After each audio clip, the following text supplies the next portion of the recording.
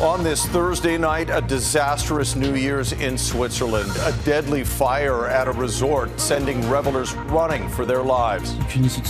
There were no emergency exits. I had to make one myself by breaking a window. The victims and the investigation into what ignited the flames. A tragic discovery inside an Ontario home. The neighbors in shock after a family tragedy. Canada's new grocery code of conduct. And I hope that grocers will follow rules. How you could benefit, even if it won't necessarily lower food prices. Plus, no clothes, no problem. The New Year's tradition full of thrills and chills. Global National with Donna Friesen. Reporting tonight, Chris Galis. Good evening and thanks very much for joining us. We begin with devastating news and a tragic start to the new year in Switzerland, where New Year's Eve celebrations turned deadly. Fire broke out in a crowded bar at an upscale ski resort just east of Geneva. At least 40 people died, with officials still working to identify the victims. Around 115 others were injured, many of them with serious burns. The nation is in mourning, with many questions about how it happened. Global Affairs Canada has told Global News it's not aware of any Canadians impacted by the incident. Redmond Shannon has our top story tonight, but first a warning, some of it is disturbing. 1:30 a.m. and young New Year's revelers inside Le Constellation bar see a fire. Within seconds, the flames spread, triggering a panic and a rush for the exits. There were a lot of people at the entry trying to escape, and was full, and people was walking on everybody, trying to escape. And I saw a lot of people on the floor, and I think these people was dead. The only way out was through a window, but the windows were blocked, says this survivor. He struggled to break the glass and says he was sure he would die until finally he broke it and got out. Authorities say 42 ambulances and 13 helicopters were involved in the huge response operation, triaging and transporting victims to hospitals across Switzerland. Many of the around 115 injured suffered critical burn injuries. Swiss President Guy Parmelin called it one of the worst tragedies the country has known, confirming that most of the victims are young people.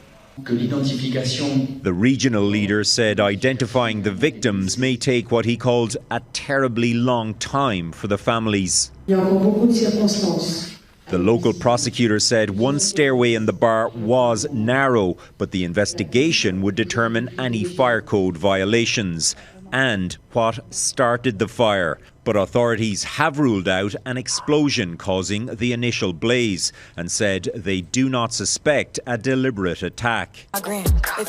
This 2024 promotional video for the bar shows sparklers being used in bottles. This survivor says he saw a waitress wave bottles like those too high, which lit the ceiling on fire. Swiss officials say the victims come from a number of different countries, although they have not yet provided a list of nationalities. But Italian authorities say some Italian victims are being airlifted to Milan. Chris? All right, Redmond Shannon reporting for us. Thanks, Red. Police in Barrie, Ontario are investigating the death of a 10-year-old boy. The tragedy uncovered as officers performed a wellness check. The child's mother was also found inside and was taken to a local hospital. As Sean O'Shea reports, neighbors say there was no sign of anything wrong leading up to the discovery. Just over an hour north of Toronto, a New Year's Eve family tragedy in this townhouse complex. She seemed like a really, really nice person. On Wednesday afternoon, Barrie police were called for a wellness check on the people living in this unit. In a statement, they said when police made entry to the unit, a 10-year-old child was discovered deceased. A 47-year-old woman, the child's mother, was found inside the residence and was taken to a local hospital where she remains. Elliot was a sweetie. According to neighbors, the deceased child was the woman's 10-year-old son named Elliot. He was autistic. He was a doll. He was funny, just real goofy and a lot of fun. And I made him chocolate chip cookies. That was his favorite. And was well liked by his neighbors here. So that was the sad part of it. They say the boy's father had made regular visits to see his son. The father came around once a week to pick his boy up, take them out for lunch, take them on fishing trips and stuff like that. But on New Year's Eve, when no one could reach the family and called police, they discovered the unthinkable. The door was locked from the inside with a chain. The mother was a personal support worker. Leading up to what happened, neighbors say there were no signs anything was wrong. She didn't seem out of the sorts at all. So I don't know. I don't know what could have happened yesterday. We talked to her every day. She appeared to be just fine. She had gone to church with us at Christmas, and we had no idea whatsoever. You always do the what ifs. Her next-door neighbor knew the mother. Both worked for the same company. My condolences to the family. It's so sad. I just pray that God give her the grace to carry on. Police aren't commenting on the mother's medical condition. The Major Crimes Unit is in charge of this investigation. Chris. Sean O'Shea in Barrie, Ontario. Thanks, Sean. An update now on Canada's flu season. It shows the infection continues to spike to levels not seen in several years. According to Public Health, 32% of lab tests were positive for the influenza virus in the week ending December 20th. But the weekly increase has started to slow down a little, according to experts, which means we may be nearing the peak for the season. In Calgary, a frustrating start to the new year for many residents dealing once again with the aftermath of a major water main break. It happened on Tuesday, and boil water advisories remain in place for thousands of homes because of the damage. And as Skylar Peters reports, it could be a while before it's all repaired. More than 2,000 homes and businesses in northwest Calgary rung in the new year on Thursday under a boil water advisory. Mayor Jeremy Farkas was one of several people along the Bears Paw feeder main pipe on 16th Avenue visiting the site to determine how long it may take to fix. They're working incredibly long hours in the cold, under pressure. This is heavy, technical, high-risk work. And in this kind of work, there are no shortcuts. There is no margin for error. We thought the pipe was stable and operating in good condition at that point. We knew the pipe wasn't great. We knew it needed more work, but we hadn't heard any wire snaps. If we had heard a wire snap, or a number of wire snaps, we were planning to go in and do an urgent repair as required. Aside from those directly impacted due to the boil water advisory, Calgarians at large are also asked to help conserve their water, flushing toilets only when necessary and limiting showers to 3 minutes or fewer. Skylar Peters, Global News. After 4 days without power, hydro crews in northern Manitoba have finally restored electricity to the Pimicikamak Cree Nation. A 300-meter stretch of cable between two islands in a river where the ice wasn't thick enough to support vehicles. We had to use helicopters, crews outside in minus 30-degree weather for 2 full days. Very difficult work, but completed today. Evacuees from the community are still unable to return home. It's feared many pipes have frozen and may leak once they defrost. The local chief has called for military help for his community. In Ukraine, the country starts the new year with more violence as it enters its 4th year facing Russia's invasion. At a Russian-occupied village in the Kherson region, at least 24 people were killed after an apparent drone strike overnight. Russian officials blame Ukraine for the attack, though Kyiv has not commented. It happened days after another alleged drone strike on one of Vladimir Putin's official residences in Russia. The Kremlin also blames Ukraine for targeting the Russian president, but according to the Wall Street Journal, U.S. intelligence determined that was not true. In Iran, at least 3 people were killed in clashes between police and protesters on a 5th day of nationwide demonstrations.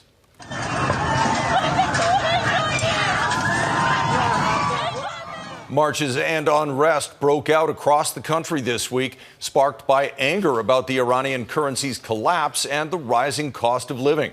There are accusations Iranian authorities are using deadly force during the crackdown. A human rights group says as of today, one of the fatalities was caused by live ammunition. A member of Iran's security forces was also reportedly killed on Wednesday.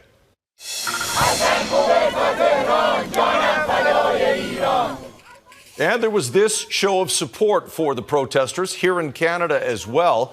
Members of the large Iranian-Canadian community in North Vancouver organized a peaceful car rally. They say they hope to amplify the voices of Iranians risking their lives to oppose authoritarian rule and ensure their struggle is not ignored by the global community. Attention shoppers, Canada's new grocery code of conduct has arrived.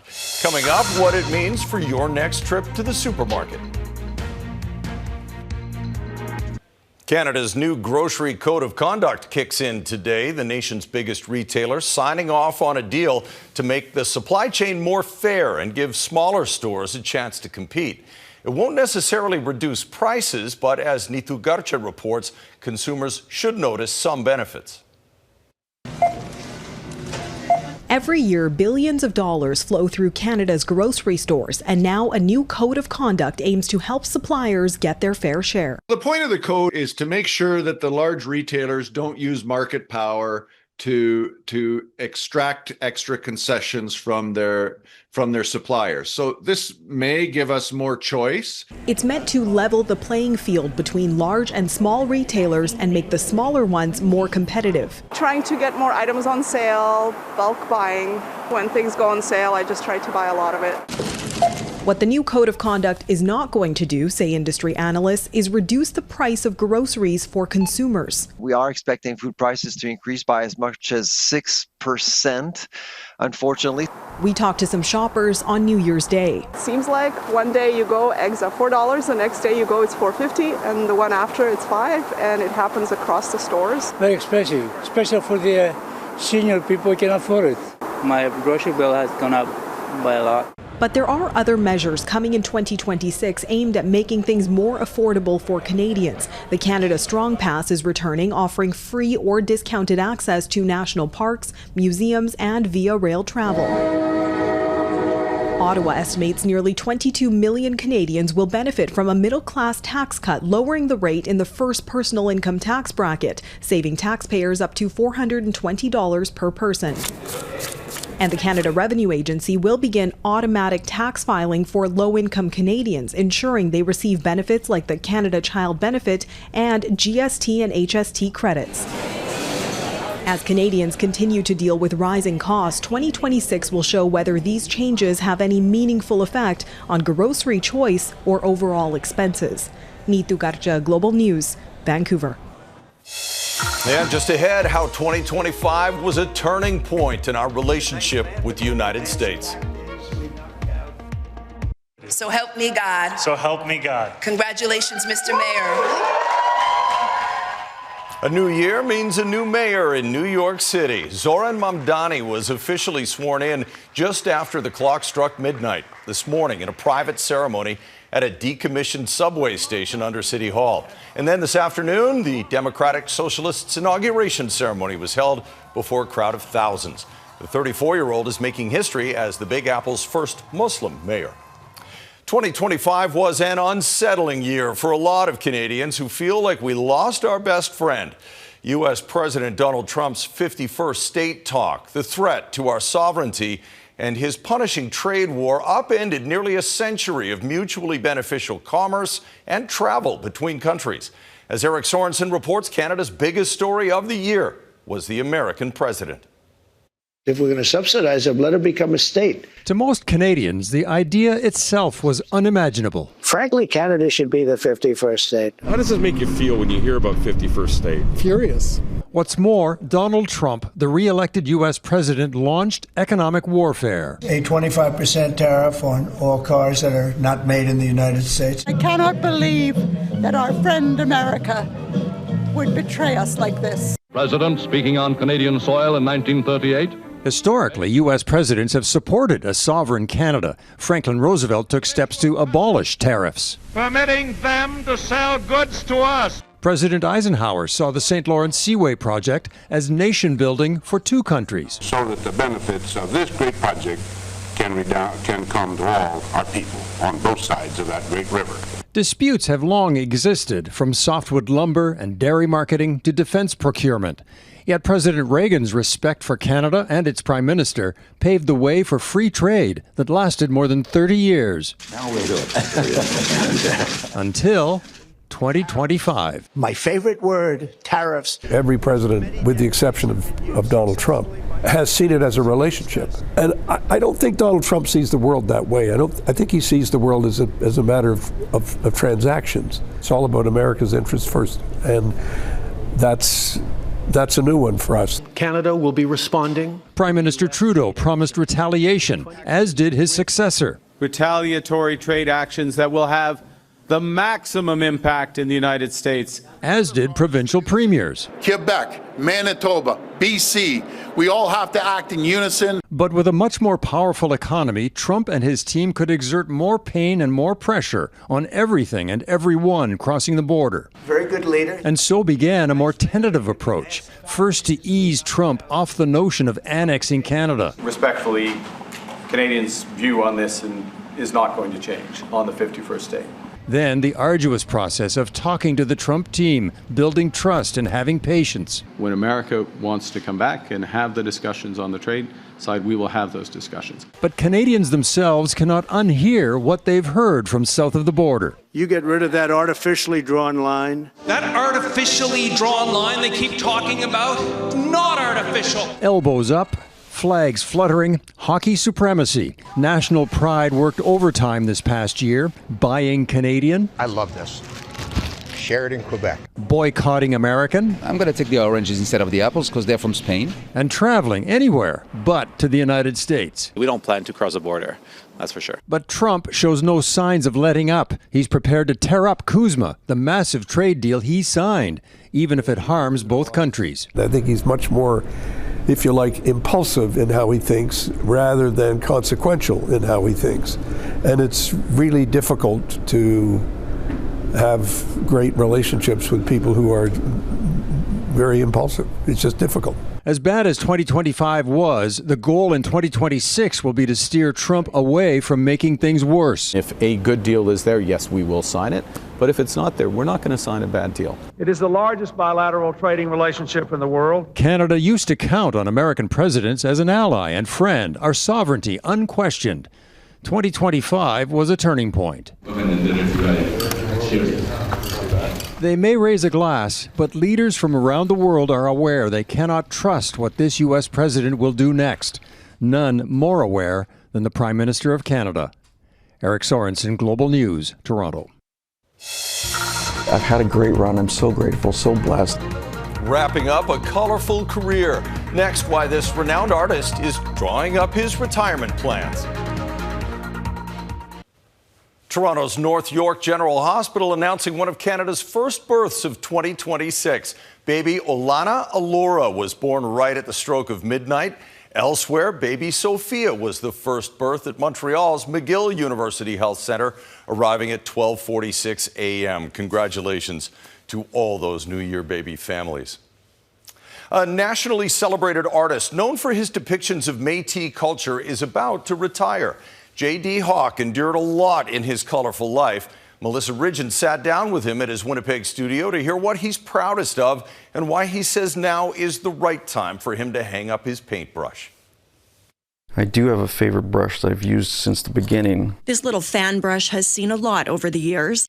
One of the few items J.D. Hawk was able to keep through the worst. And there's a time where I ended up homeless, so I lost everything. And those times really play on your mind. Homelessness and depression too often derailing his career. When I lost everything for the final time, I thought, this is it. I'm just done. I'm so sick of losing everything. So sick of losing everything. I'm done. So I never thought I'd paint again. Like, I was just really hurt. That was in 2014. 5 years later, he was inspired seeing the work of famed Nova Scotia folk artist Maud Lewis, who spent her life in poverty and crippled by rheumatoid arthritis. She still painted the joy of life. And I thought, that's incredible. And so I felt ashamed. I felt dumb because I had more than what she's ever had, really. Even though I was homeless, like I still had this artistic side I should never have given up. Bit by bit, he bought art supplies and picked up that little fan brush once again. So this was actually the first painting. So it was 2019. It was done just with one brush, a couple different colors of oil paints. I just wanted to see if I could still do lights and shadows and shapes just from my own head. It definitely sparked a light under my butt and I got going, and I was thrilled to realize I was still able to do it. And do it well. Hawk was one of 3 Indigenous artists commissioned to do this coin by the Royal Canadian Mint and the National Centre for Truth and Reconciliation. And he's beloved by the Red River Métis for his portraits.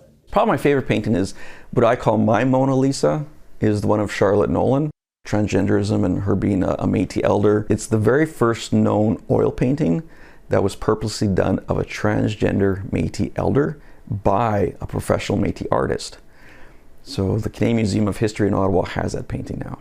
But most of Hawke's work is here. So this is my storage area, really. This trove, seen by few, are likely his final pieces. Hawke has been diagnosed with a degenerative eye condition. I'm at the top of my game right now. I've done a lot to contribute to the Métis community, to the art world itself, Canadian history, Métis history. It's time to retire. I've had a great run. I'm so grateful, so blessed.